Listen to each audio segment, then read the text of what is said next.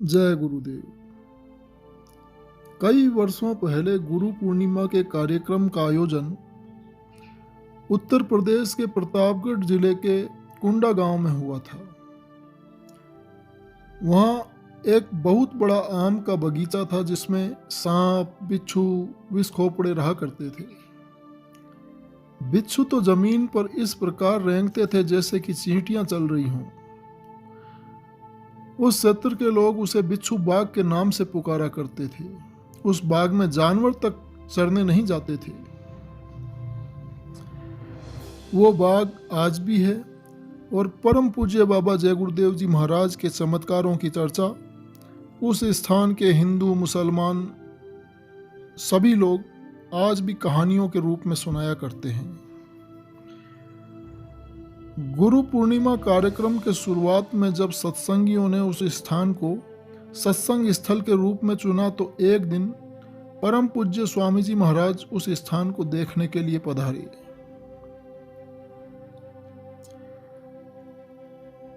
और सत्संगी भाई भी वहां स्वामी जी महाराज के साथ आए। रात्रि में भोजन प्रसाद करने के बाद सभी लोग बिस्तर लगाकर बाग में ही लेट गए।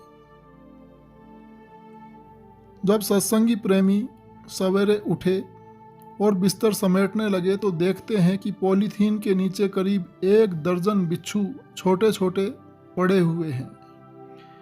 बिच्छुओं को देखते ही सभी प्रेमियों के होश उड़ गए और सोचने लगे कि इतने सारे बिच्छू यहाँ दबे पड़े थे और किसी ने भी डंक नहीं मारा।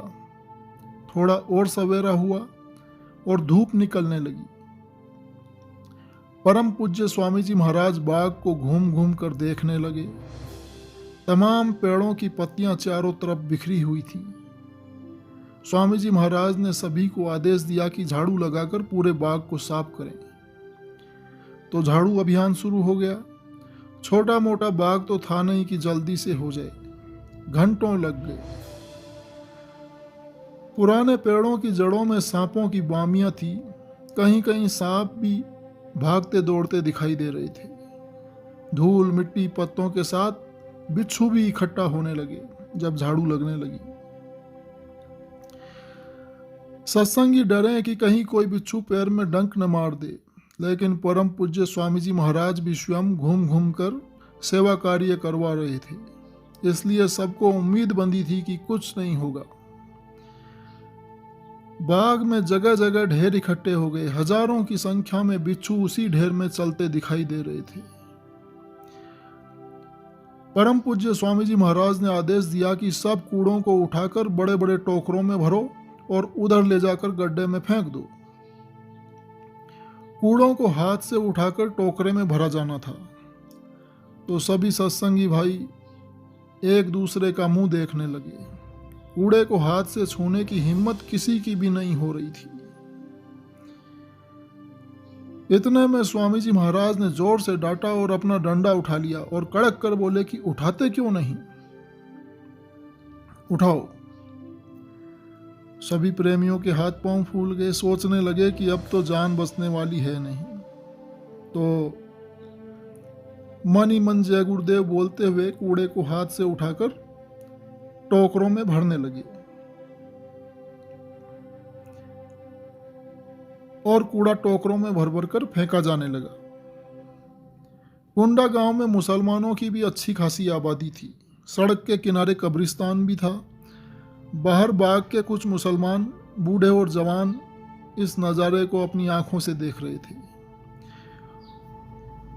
उन्हें इस बात से हैरानी हो रही थी कि यह कौन सा फकीर आ गया जो बिच्छू और सांपों से खेल रहा है और बाग से उनका सफाया कर रहा है। धीरे धीरे हिंदू मुसलमान जो खड़े थे परम पूज्य स्वामी जी महाराज के पास आए और अदब के साथ सिर झुकाकर प्रणाम किया और कहा कि हुजूर, इस बाग में तो कोई घुसने की हिम्मत तक नहीं करता है और आज आप इसमें झाड़ू लगवा रहे हैं और बिच्छुओं को हाथों से उठवा कर फेंकवा रहे हैं। परम पूज्य स्वामी जी महाराज ने उन्हें देखा और हाथ जोड़कर सबका प्रणाम स्वीकार किया और बोले कि सांप हो या बिच्छू हो, हम किसी का कोई नुकसान नहीं करेंगे।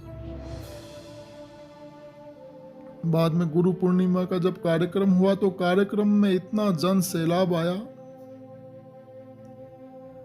और बांस और बल्लियों पर बिच्छू चढ़ते और उतरते दिखाई देते रहे, मगर कहीं भी यह सुनने को नहीं मिला कि किसी बिच्छू ने किसी को काटा हो। कार्यक्रम की समाप्ति पर परम पूज्य स्वामी जी महाराज जब मथुरा पहुंचे तो हुजूर के बिस्तरों में और कुछ बर्तनों में कई बिच्छू विश्राम करते दिखाई दिए। उन्हें किसी ने मारा नहीं और वे ब्रज भूमि की पावन भूमि पर गुरु महाराज के समीप रहने की आशा लेकर कुटी के इधर उधर छुप गए।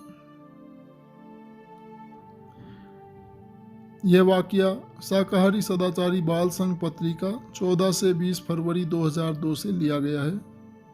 जय गुरुदेव।